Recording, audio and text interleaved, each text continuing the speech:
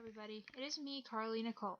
You might know me as KNick99 on a writing site known as fanfiction, or Shaz the Hedgie on an art site known as DeviantArt.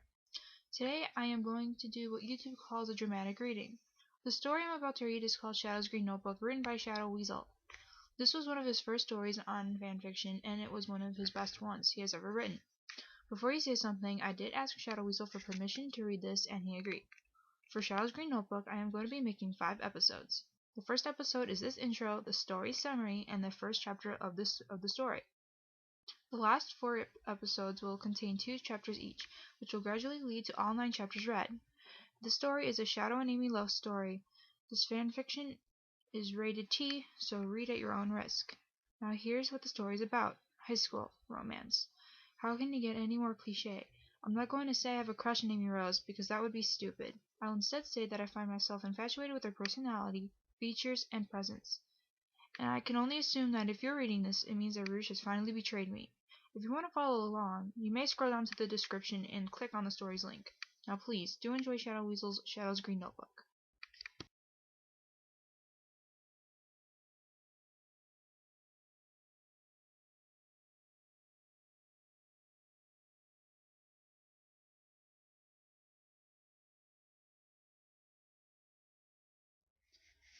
Hey guys, I am now going to start reading the story. But beware, I might stop mid-sentence for reasons. So I hope you do enjoy this as much as I will. Alright, we're gonna start. So get your computers ready and follow along if you wish to do so.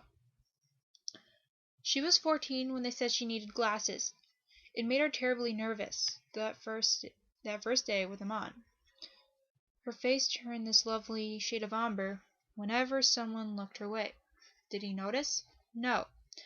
She was 15 when she stopped wearing red dresses. It was a gradual thing, the transition.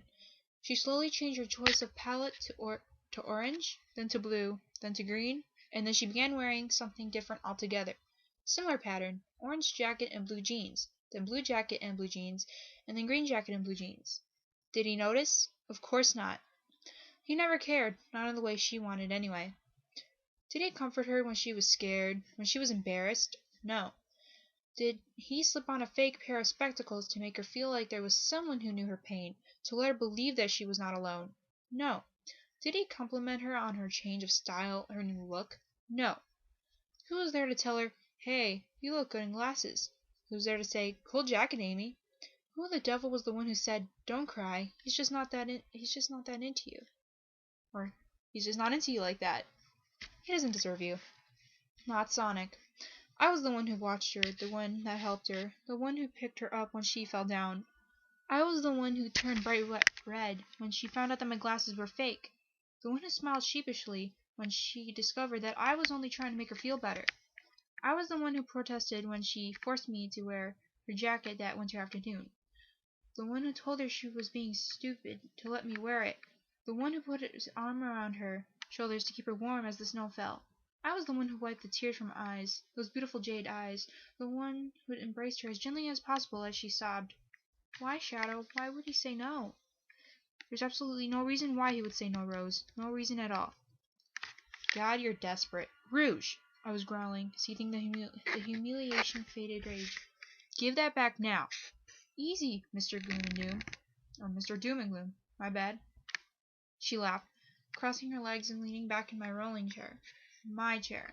I think it's cute. I tore the green notebook from her dainty painted fingers. I don't care what you think, I lied, blushing furiously. I only care that you stay away from my private documents. Why had I agreed to let her into my house? She was nothing but trouble, that bloody bet. Sexy trouble, some might say, but trouble nonetheless. Study for tomorrow's exams, she had said. I can only use your help on that next test, she had said. All the lying. So, she interrupted my thoughts, wearing that smile I knew all too well. You've got a thing for that Rose girl, huh? I resisted the urge to ask her, so what if I do, and instead said, I don't want to talk about it. Rouge raised her gloved palms in defense and shook her head. Say no more. I just thought you might want some juicy insider info. She cocked an eyebrow and pointed one of her sea-blue eyes in my direction as if to goad me into begging for her advice. Oops, sorry. I'm gonna scroll down. It didn't work. I'll keep it in mind. Now shut up. We have work to do. You have such a way with words, Shadow. It melts my heart. Number 25. Find the square root of X. Smart and handsome. How do you keep the women off you? High school romance. How can you get any more cliche? I guess if I was a vampire, then that might do, but I'm not. I'm a hedgehog. The ultimate life form, to be more precise.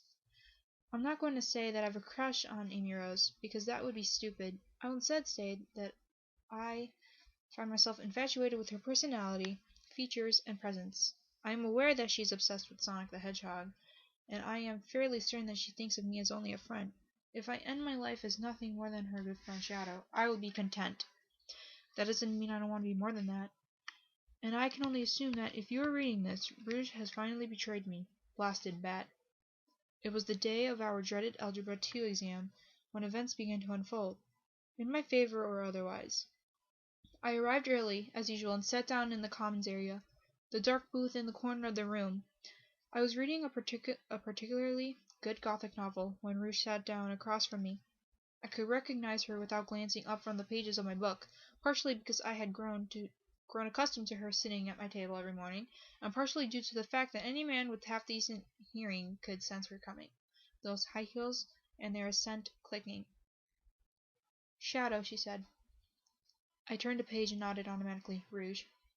Get your head out of that book, would you? She demanded. I prefer to talk to my friends face to face. Just another way of saying that she liked to play with her prey before she killed it. Only because you asked so nicely, I said with a fake smirk. I hoped she couldn't see the dark circles beneath my eyes. Last night's event concerning my journal had left me restless. I have one question for you, she beamed as she pulled my book away and set it down beside her seat. Are you serious about Amy? I had been half awake before, but that query hit me like a splash of cold water. I thought I said I didn't want to talk about it, I reiterated, unconsciously checking the corners of my vision for anyone who might have been listening. Yeah, she waved my frustration away like a bad smell as she talked. I heard, but you didn't answer me. Of course I'm serious, I admitted, more to get rid of her than to give her any satisfaction. Now can we not talk about it, please? Rouge grinned evilly. Only because you asked so nicely, she mocked, handing my book back. I snatched it away and found my page. Whatever. What are you reading anyways? Edgar Allan Poe. Morbid. Girls don't dig that, Shadow. I'm trying to read Rouge. Unless you're going for the goth look, then you're headed in the right direction. Rouge.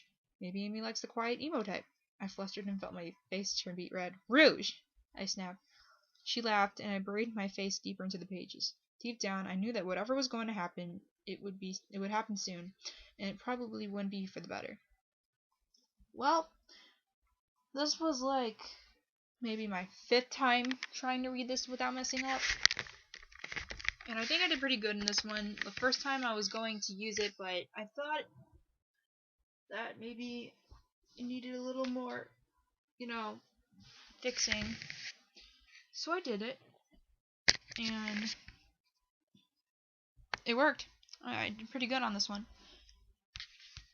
I just want to say thank you to those who are listening to ShadowWeasel's Shadow's Green Notebook. And I just want to thank him for allowing me to read this. His work is good, and I suggest you guys to look him up and read his fanfictions. He deserves good support. But anyway, chapters 2 and 3 are going to be coming up next episode. And I hope you guys would stick with me and read along again. Thank you and good day.